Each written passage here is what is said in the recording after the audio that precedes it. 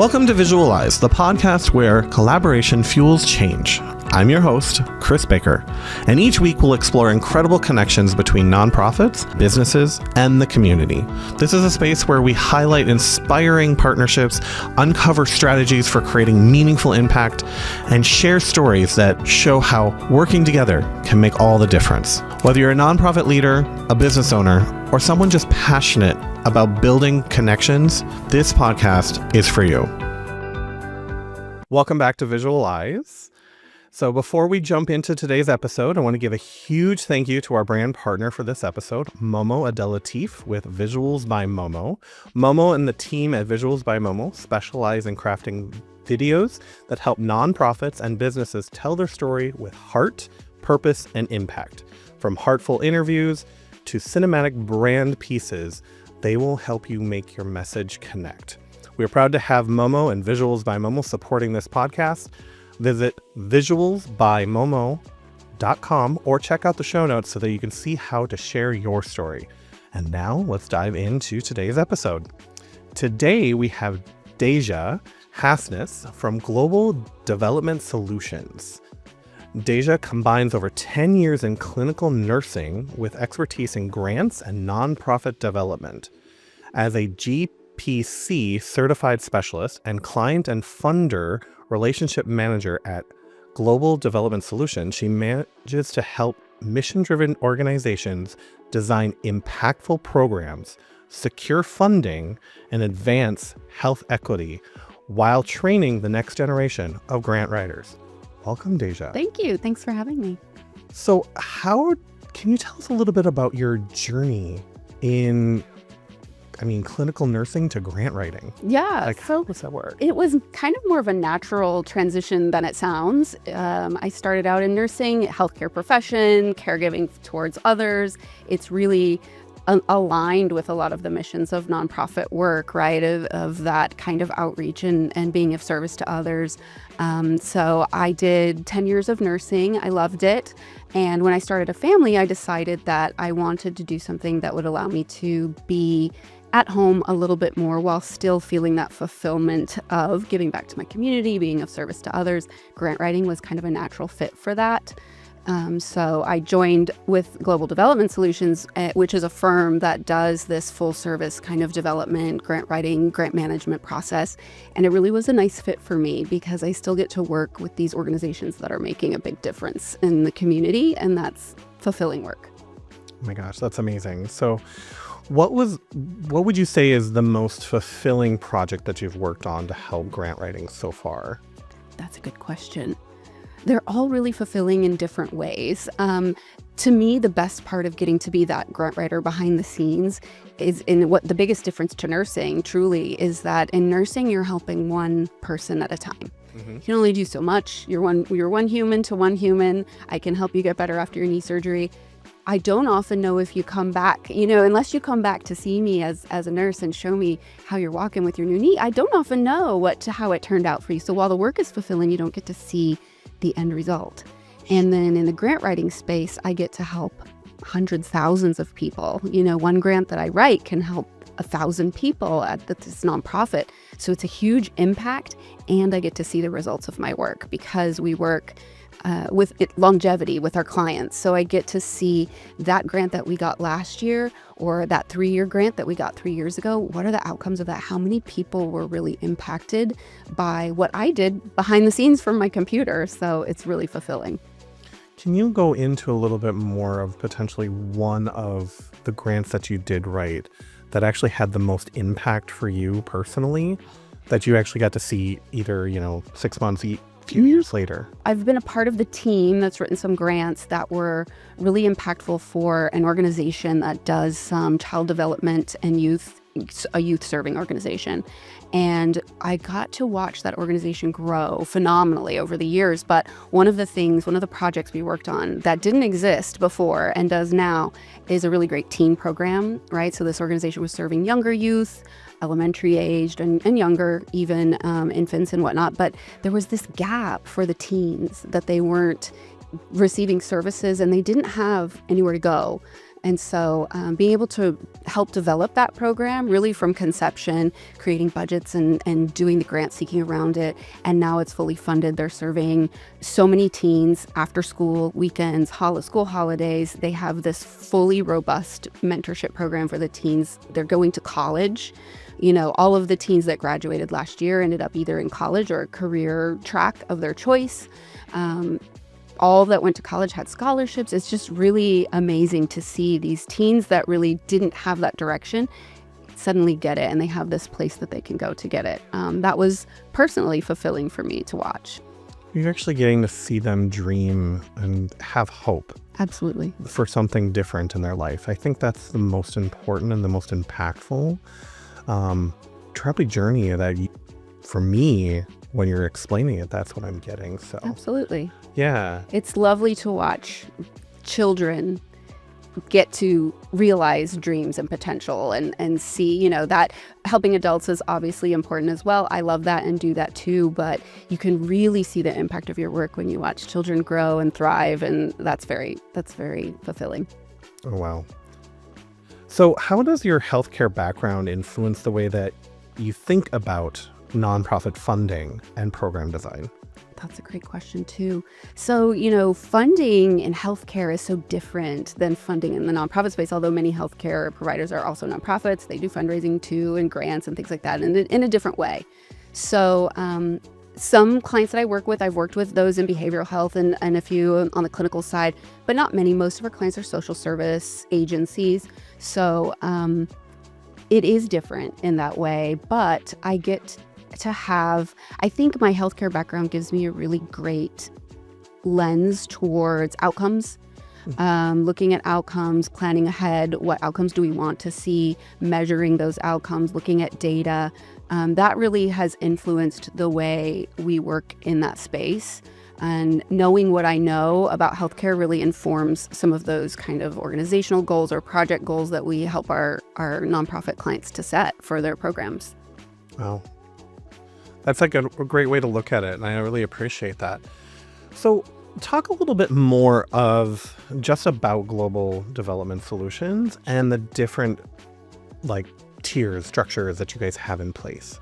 Yeah, so we work with nonprofits around the world. We happen to have most of them in South Florida, but they come from all over. And they can be of any type of service agency.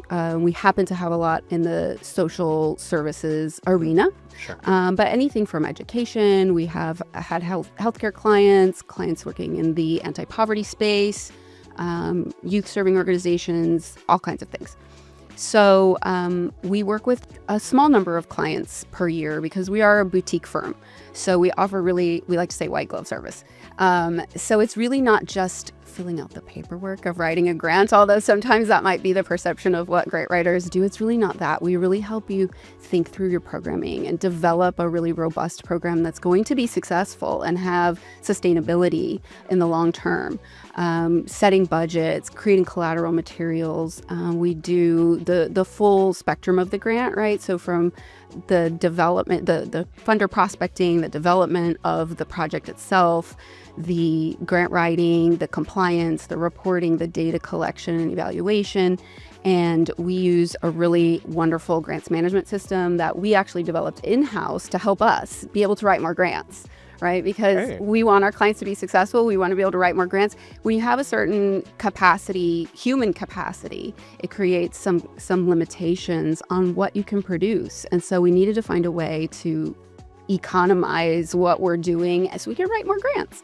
And so we developed this platform, this software that does our grant management and allows us to be on the ball, allows us to create more for our clients, and keeps us really organized, which is so important.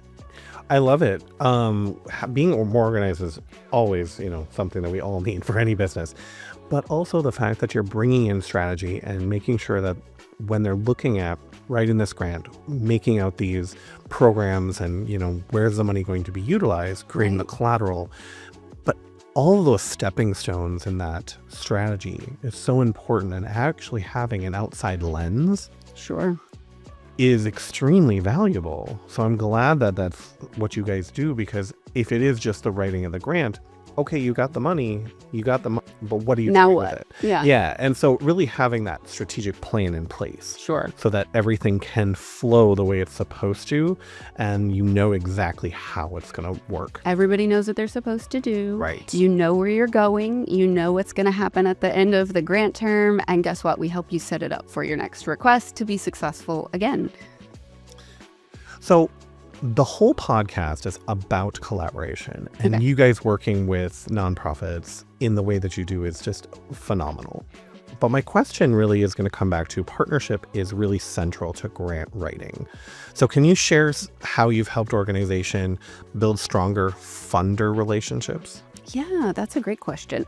Partnerships are so important across the board. We help our clients develop community partnerships, partnerships with residents that need to have a voice in the programming that's being delivered, and funder relationships as well, because those are obviously important to our work. And that is part of what I do for the clients that I work with, is help them develop really strong partnerships with funders. And that can look many different ways. Some funders don't want to be as hands-on. They want to let you drive the bus and do your programming the way that it's meant to be done.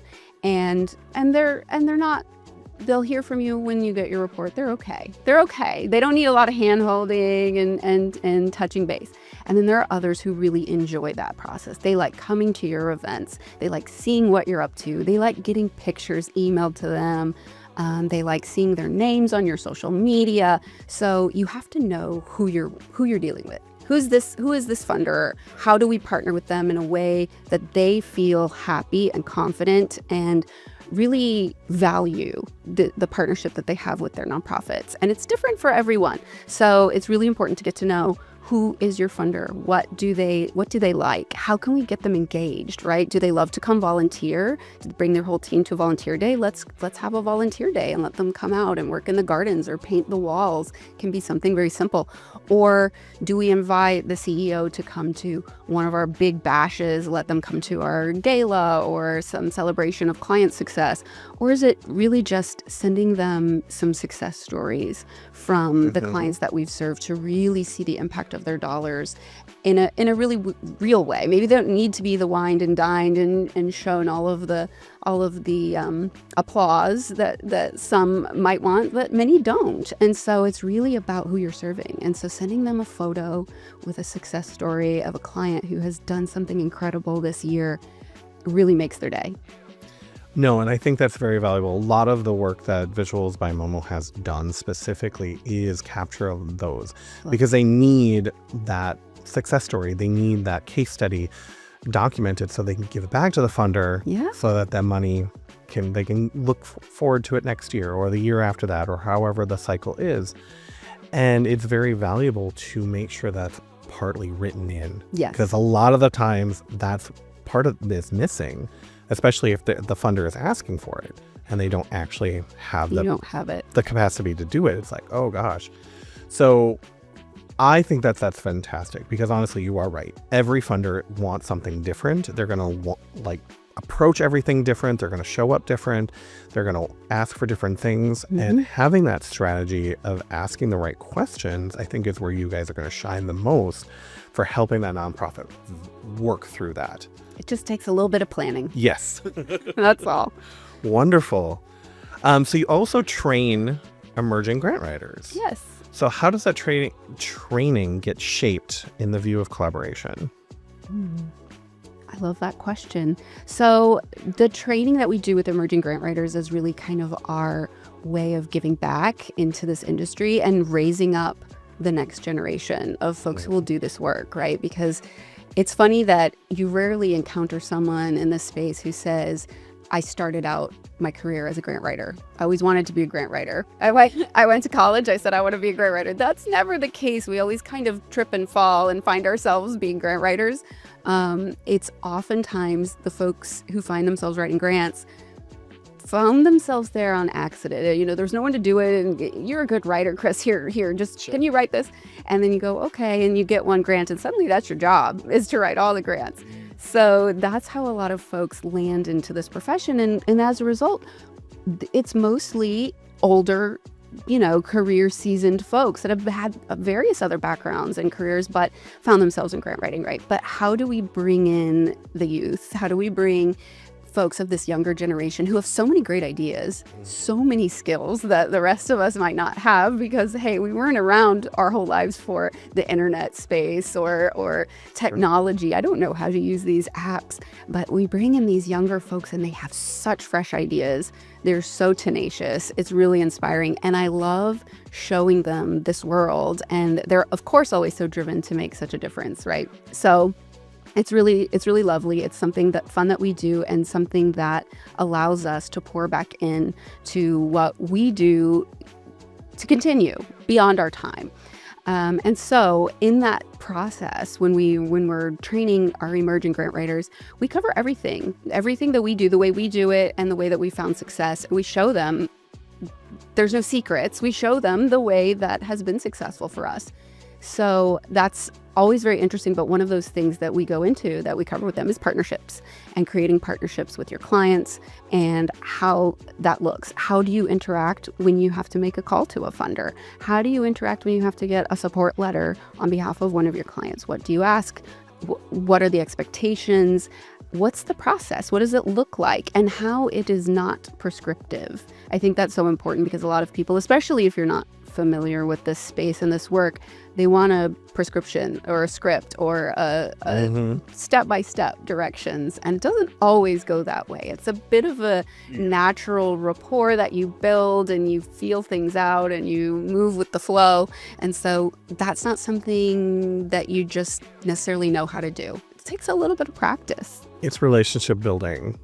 And that's a big portion of any successful business. It's how do you build these partnerships? How do you build these collaborations? And how do you stay connected with them to, in your guys' case, to the funders and to your client? Yeah. A lot of the times, for a for-profit, it's just to the client. Sure. But yeah, there's a lot more And we build avenues partnerships with our clients as well, right? Like I have to build rapport with those folks and create some trust because I need to get their success story or I need to get a letter of support for my next grant that I'm writing. I need to ask them if I can use their photo to a funder, and they need to trust me as much as they trust the organization that's serving them and where I'm using their information. So all of these things require a gentle touch and some sensitivity and people skills. Oh yeah, people skills are extremely important, and unfortunately, we didn't get a lot of that in school. So that's still something that we have to learn. We got all that academic. We can read, we can do math, we can do all those other things, but those softer skills that really dealing with other people and how we connect with them and how we engage with them, it's something that we still need to practice a lot. And get there with authenticity is so important in this work as well.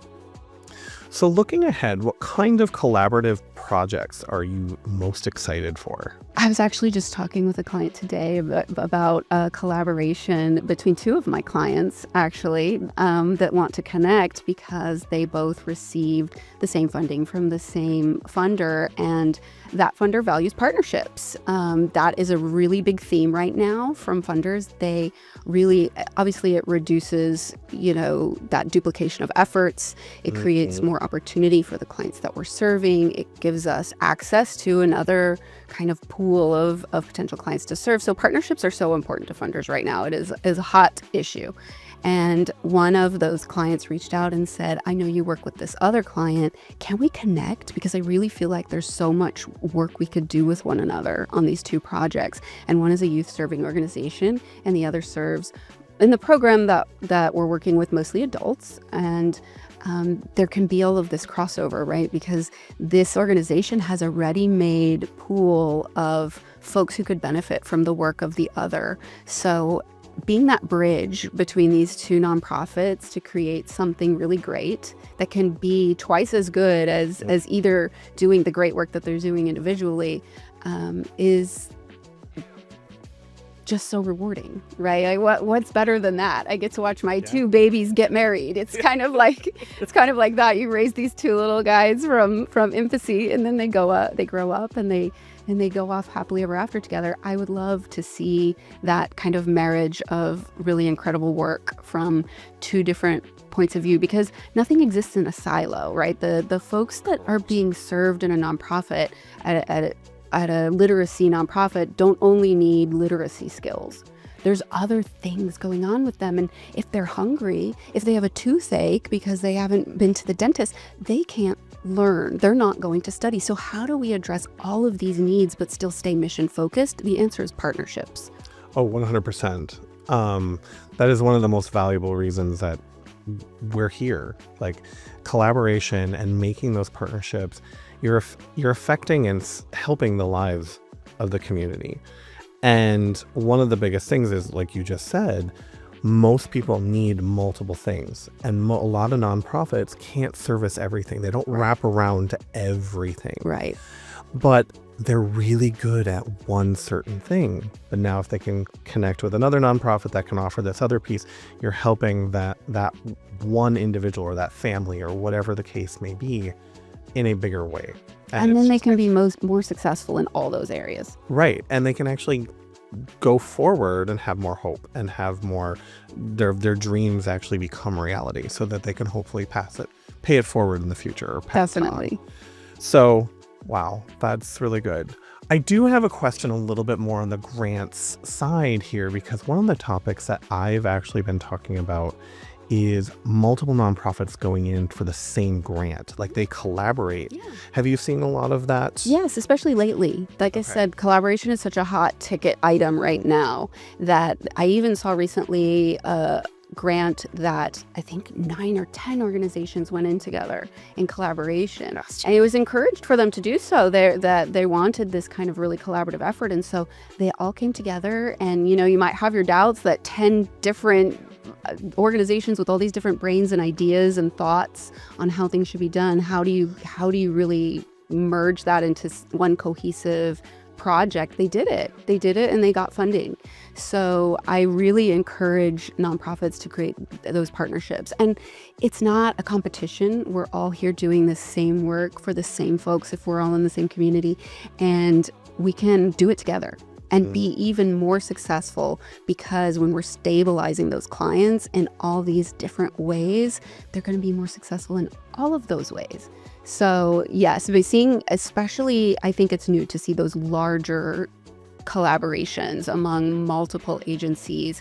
And that one, I think it was only recently funded, so I can't wait to see what they do with it. Sure. But yeah, so that's kind of, but that's what the direction we're going. So I definitely encourage, there was one of my clients was one of the 10, and there was some hesitancy. Do we join this? I don't know. How will it work? We don't have control. It's really scary to give up control. It's not just you and your idea and your staff and your planning. You really have to let go a little bit of that control and know what your role is, know what your part is, and let the others have their roles and their parts, and really just trust the process. And I think that being able to do that will lead to a lot more of these successful type collaborations. Oh, I completely agree. I have not heard of more than 4, so having up to 10. Kind of wild. That's amazing. So I'm very excited to look forward on what the outcome is, in a year from now, 2 years from now, whatever their goal is, because I don't know how the structure is set up, but that's just amazing. So grateful to hear that. So one last shout out. Thank you, Momo at Visuals by Momo, for being the brand partner for this episode. We really appreciate you, and go check out how to make your story memorable at visualsbymomo.com. So how do people connect with Global Development Solutions? Well, you can find us on the web.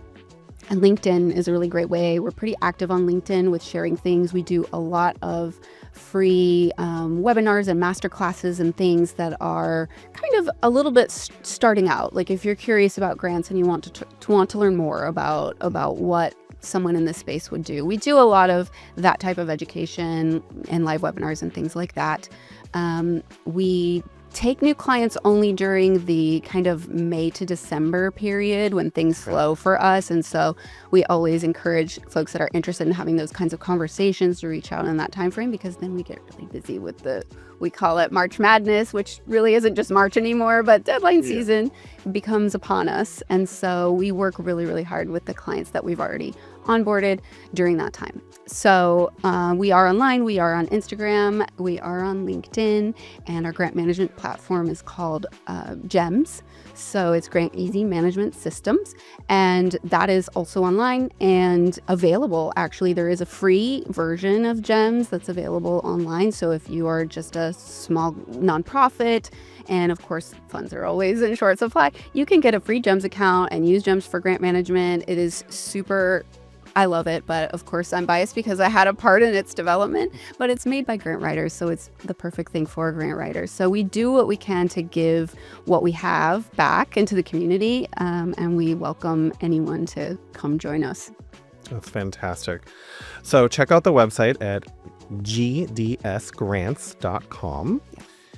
And so my final question I ask everybody that comes on the show: what is the legacy that you personally want to leave for future generations? Let's see, the legacy that I would like to leave. I would love to leave a legacy of empowerment. That's really a message that resonates with me, empowering folks that just need that little bit of support, that little encouragement, that little whatever it is. It's different for all of us, but what do we need to feel empowered in life? I would love to know that in my wake, so many people have been empowered to reach for their dreams, to achieve their goals, to go forward in life and do the things that are meaningful to them. And that would be the best. I love that.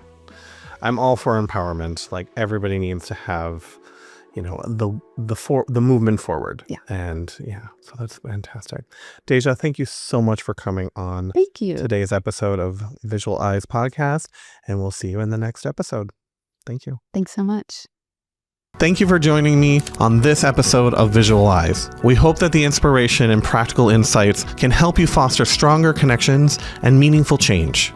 Don't forget to subscribe, share the episode, and leave us a review. To learn more about Visuals by Momo and how we support collaboration and storytelling, visit visualsbymomo.com. A huge thank you to everyone out there listening. Until next time, remember, collaboration fuels change, and your connections can inspire the world.